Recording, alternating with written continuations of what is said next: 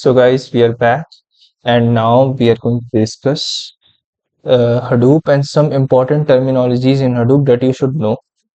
Back in the previous video, what we discussed that Hadoop is a key component of HDFS is a key component of Hadoop ecosystem.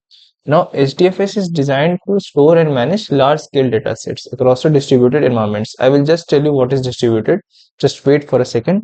Right now, you know what is large-scale data set. Just a data set which has a large volume, large variety, and those stuff. Okay, and it is highly scalable and fault tolerant. Obviously, something which can handle large-scale data sets can be or is automatically becoming highly scalable.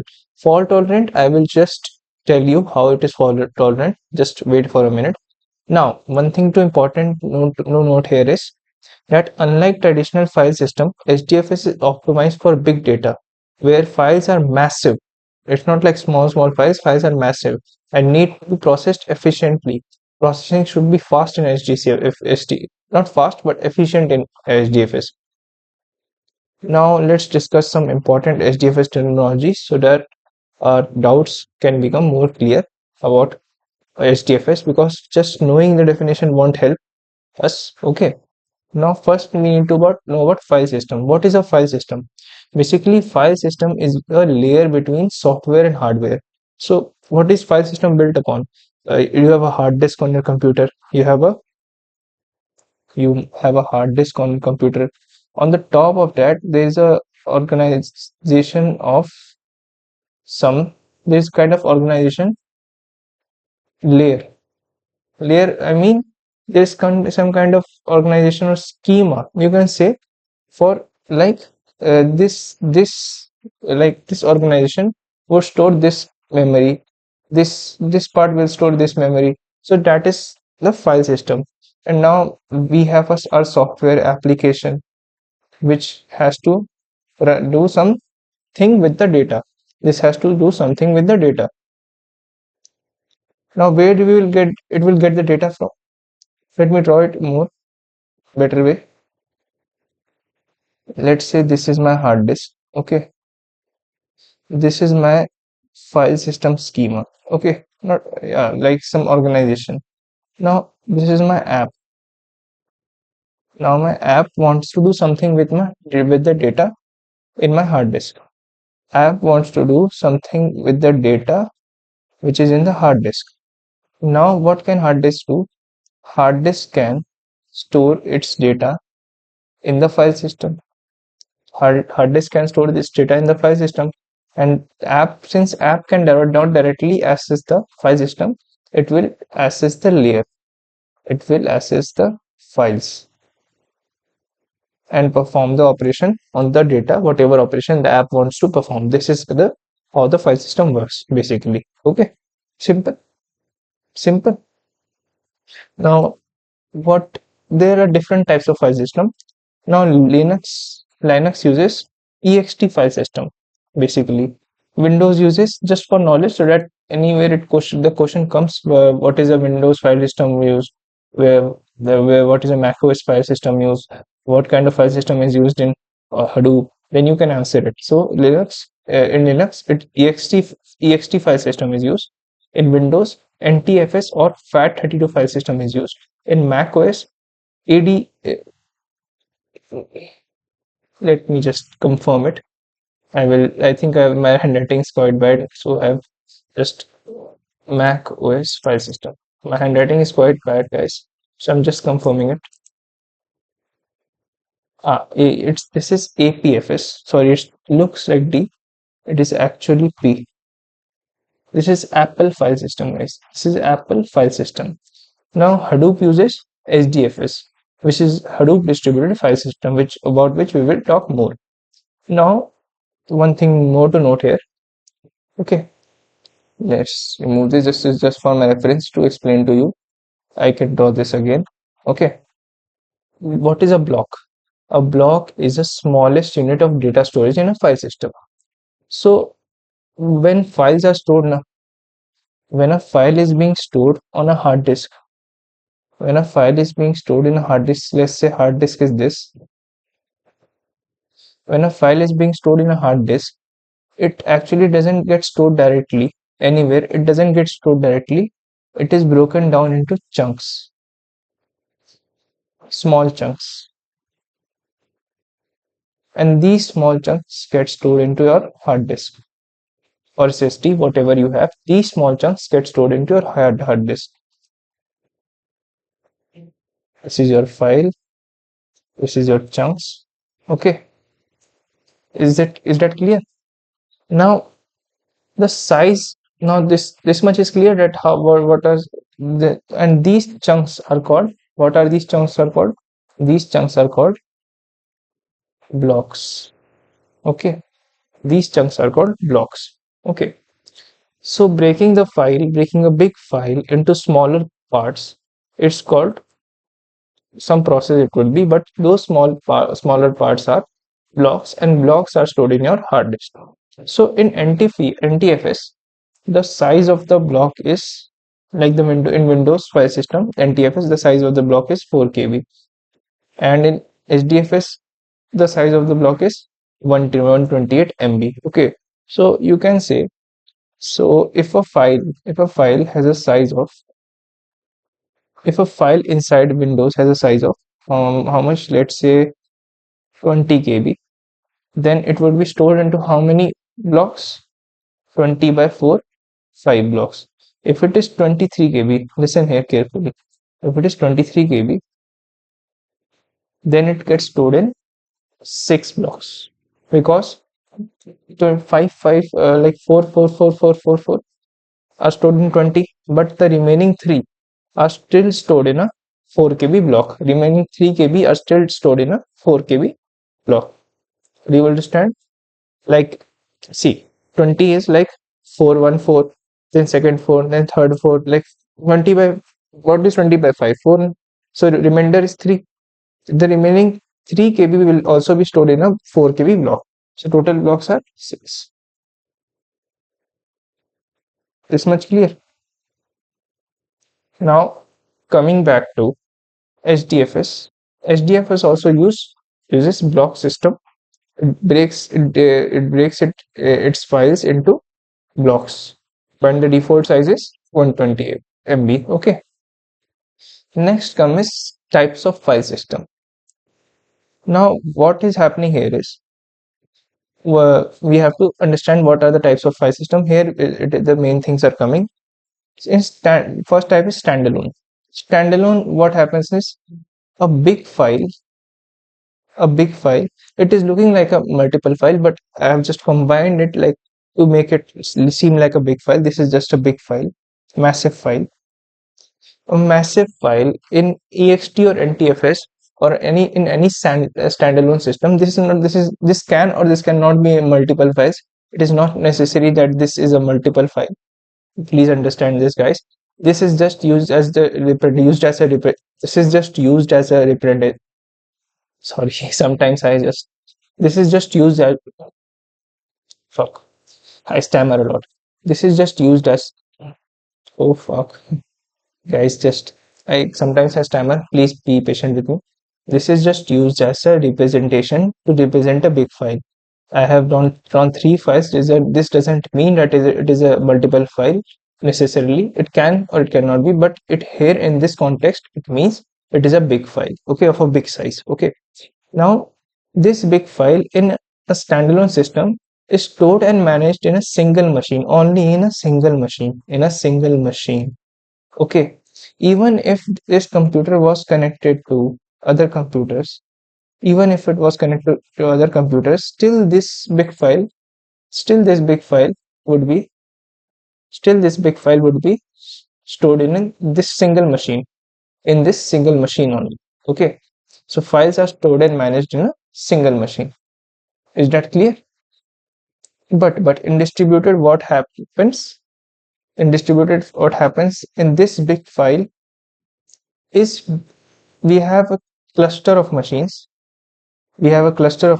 Connected, and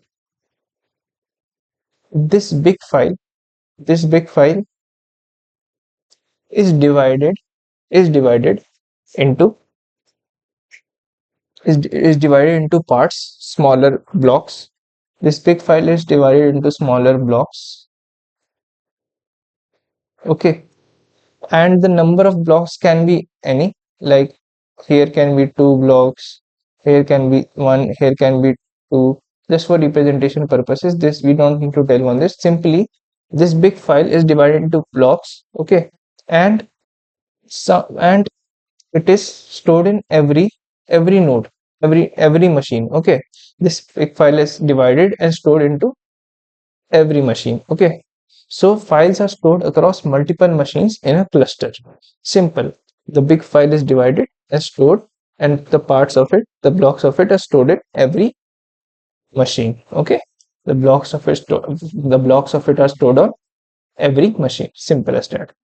Now, before I need to explain to you one more thing. What is a cluster and what is a node? Before I explain, sorry, this one, I need to explain this thing. See, a node is a single machine. A node is a single machine. Okay, this is a node, this is a node, this is a node. When some nodes are together in a file system, like node 1, 2, 3 here are together, so this becomes a cluster. This becomes a cluster. Okay, now let's come back here again where we were talking about distributed. So I have three nodes here. Connected through HDFS file system. Okay. Now this is not actual wiring. This is just HDFS like connection, like which whatever connection they might have through online. Okay. Now I have a big file now. Now this computer doesn't have enough size to store this big file. So what it can be done? This big file can be can be broken into smaller blocks, and those blocks can be stored separately on each of the node. Okay, separately on each of the node. Simple. But here we don't have this option. In standalone, we don't have this option. If this big file exceeds the size,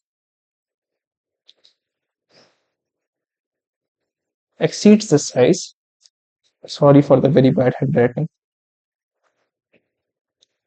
exceeds the size of node, then it won't fit inside. That means if this big file, exceeds the size total capacity of this node, then it won't go inside it. Okay, then it won't go inside it. There is no way to get this file inside this node. Okay, as simple as that. Now let me just remove it. Okay, yes. Okay, okay. This was just for explanation. I wrote there. Okay. Now coming to process and daemon process. What is process and daemon process? Process is a program that is currently in execution, triggered by you. This was a program that is triggered by you. Example, your browser. Example, some camera application that was triggered by you. Example, a game. Okay. But daemon process is a background process that runs without user intervention in order to support the processes that you triggered. Like you open a game inside your desktop. Now that game is running, but to run that game, the computer ran some background processes that help to run your game. Similarly, you can open camera, but you don't know how the camera, you're just seeing the front end. You are just seeing the front of the camera, like you are able to see yourself in the camera in your PC, but you don't know how that if the computer is showing you your face. It runs some background processes in order to help the camera app function effectively. I will show you some example. Let me turn on my uh, display capture on. If it is possible, let's just see one thing. If I go to here, task manager,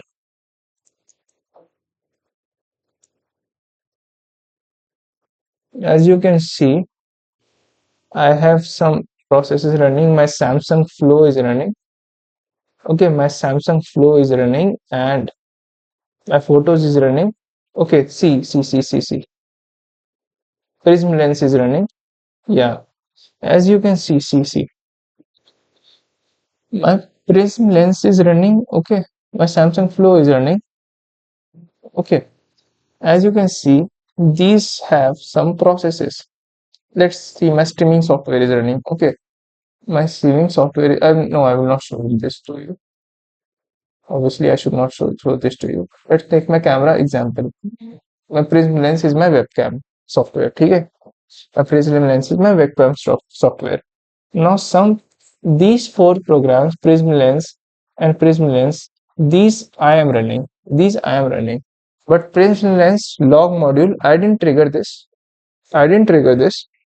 It automatically, like some daemon process automatically started running to support my process. Okay, to support my process. Okay, this is my core process, that this one must I have triggered, but this one log, this must have been a, but one thing, daemon process has a daemon name appearing beside. uh, let's see. Yeah, sorry guys, sorry, this is also a process triggered by me. This is also a process triggered by me only. Okay, coming back, these are all process triggered by me. If you come down, sorry, if you come down to support these processes, to support these processes of these various apps, to support these various apps running, these background processes are running. EMD crash defender service, these I didn't trigger this, I didn't trigger these, but these background processes or daemon processes are running. Daemon process mean background processes which are supporting my the processes that I triggered. So AMD crash defender service, AMD external clients, external events clients, machine, whatever, AMD software. These are all helping. This is helping to run my audio. These are all helping to run my apps. Okay. Now let me just close it. Let's come back to our flow. Sorry, I hid myself. I don't know how. Yeah. Now let's come back to metadata. What is, oh, one thing I didn't explain you. One thing I didn't explain you. Yeah, please understand here one thing. Let's just make it small for a while. Yeah, yeah. Let's just make it small for a while. Later we can expand this. Why do we store data in blocks? I missed this. Let's say this is your hard disk. Just assume this is your hard disk. Okay. Now you store. We are not storing. Now assume you don't store your data in blocks. You don't store your data in blocks. You directly store the files. What happens? You stored a 100 KB file. Okay, and this was the 100 KB memory you occupied. Okay, then you stored a uh, okay, let's draw with this. Then you stored a 200 KB file, 200 KB data or file, and this was the 200 KB space you used. Okay, now you used, let's say, I need a different color, but I don't want to remove the color. Okay, let's again use the same color, no problem. Now let's say you use 300 KB space to store a 300 KB file. It's or a data, 300 KB file or data, without breaking it into blocks. Okay, you stored it 300 KB here. Now in case you wanted to remove this file, 200 KB file, you removed it. Okay, I removed it. Okay, and now you want to store a 500 KB file. Now you want to store a 500 KB file. Notice here, you cannot insert 500 KB here because this has a space of only 200 KB. As you can see, this has only a space of 200 KB. So your only option is to store 500 KB here, where you have space. This is just for representational purposes. Actual hard disk may differ, but the concepts are the same. Okay. So you will store 500 KB here, and this 200 KB space will get wasted. This 200 KB space will get left wasted. You could have stored some part of this, like 200 KB you could have stored here, and could have stored 300 KB here. but you are not able to do this. You could have stored 200 KB here and you could have stored 300 KB here.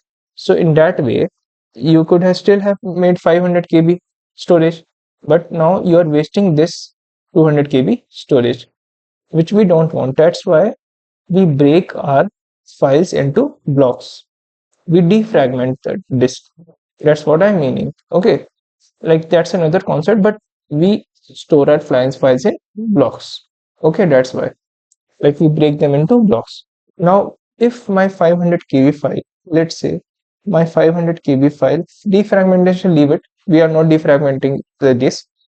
There is one solution. You can break the disk. You can break the disk into two parts, but we won't look into that. We won't look into that.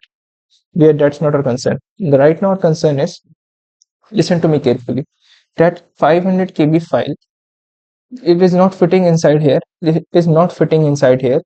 We could have done like here store 300 KB and here store 200 KB, but we were not able to do that because we didn't allow the file to be broken into blocks. But let's say we allowed it. Let's say we allowed it. Then what could have happened? I could have made a 300 KB block, okay, and a 200 KB block. Simple. And here I could have removed some storage which I didn't need, to occupy. So what could have happened? I could have stored 300 KB, okay, here, and I could have stored 200 KB here using the block system. Okay, using the block system, I could have stored one block here, I could have stored one block here and one block here. It was allowed. That's why we use blocks in file system. Okay, clear? Let's come to next. What is metadata? Metadata is data about data. We discussed processes and day one processes. Now let's discuss about metadata. Metadata is data about data. What is data about data? Let's say you have a video file. You have a video file inside your laptop or Windows. Okay. This video file has certain data. When you click on properties section, like created at which date and modified at which date and quality, what is the quality of the video, 1080p or 720, permissions that this video is allowed to choose a software to run, okay, and its size, how much size is this video, is 1 GB, 2 GB, depending on the quality. Okay, now this is not actual data of the video. The actual data of the video is the video that you see, it is the actual data, like you watched, that is the actual data. But these things are the data about the data. These things are the data about the data. When was the video created? Modified at quality, permissions, size. That are you saying? Like this is also a data about data only, but this is not the actual data. Similarly, like you have a SQL table student, let's say. Now it has data of students, roll number, int, and marks. Okay. Now the schema can be called a metadata of the table. Okay. Simple as that. Now this data is not actually what is being stored inside this video. This is just information about the data. You see that information about the video, like before I even I'm watching the video, before even I'm watching my movie, I get to know about quality. Like say I downloaded a movie from internet, I can, before I watch the movie, I can directly know the quality through the property section, that it is 720p or 1080p. In case I don't want to watch in 720p or 1080p, I want to watch, in case I don't want to watch it 720 pixels, I want to watch in only 1080p, then I will delete my video and download again the 1080 version. This helps in knowing about my video even before I played it, even before I watched the real data. Are you seeing? That's the concept of metadata. Now let's come to replication, the last one. Okay, we won't make this video too long. Okay, but yeah, replication is the process of making copies of a data file. It is done to achieve fault tolerance. As simple as that. Why? Let's say, let's say you have different nodes in a cluster in HDFS. Okay. Now, when the data is replicated, like this is my data files, this is my files in nodes. Now, if this node has some files of this node has some files of this node has some files of this node. Okay. Now, what happens in this case? Now, when replications happen, then even if this node goes bad, this node stops working, then a mechanism can be like a failback mechanism can be got to like fetch the data from the other nodes, fetch the data from the other nodes, because we know, let's say, you to even make it better, like this node has the copy of this node, and this node also has the copy of this node. Okay. And this node has the copy of this node. Let's just make it more clear. I'm just This is not actual, just for representation. Like this node has the copy of, I didn't move my cursor, sorry. Let me just make the arrows. Okay. Let's say, to this arrow, this node has the copy of this node. Similarly, this node has a copy of this node's data. Okay. This node has a copy of this node's data. Similarly, this node has a copy of this node's data. Similarly, this node has a copy of this node's data, and this node also has a copy of this node's data. They are replicating each other. Okay. They are in some sort of way. I'm just taking an example. It's not actual, but replication happens in some form. It happens in HDFS, in and in file systems. It happens. Okay. But in HDFS, it surely happens. Okay. So in that case, one machine goes bad, even if one machine goes bad, then still I can take the data of this node from the other machines, because they had the copy of the data of this node, and I can bring on a new machine. I will bring on a new machine and give the data, and let me pull the charger up. Okay. Yeah. And give the data of this node to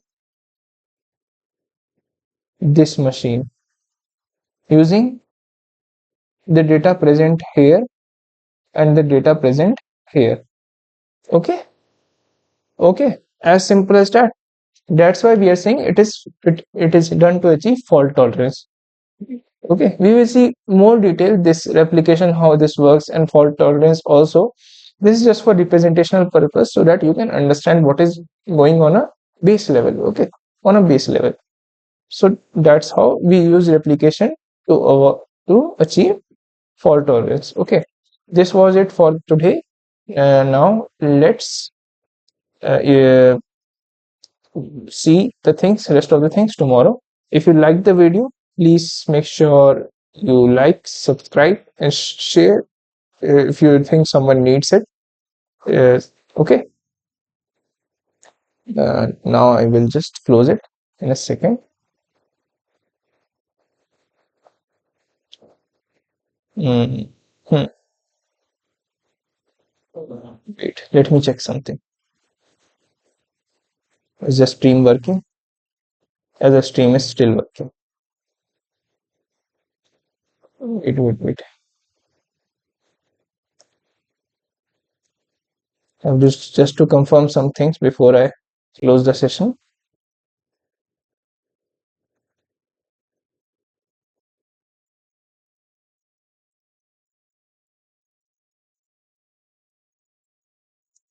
Just a minute.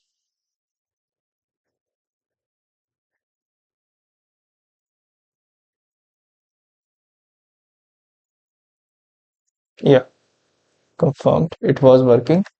So this was it for today. I will see you tomorrow. Okay.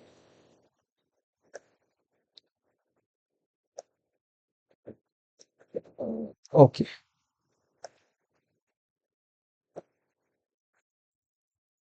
Uh, Click the wrong button.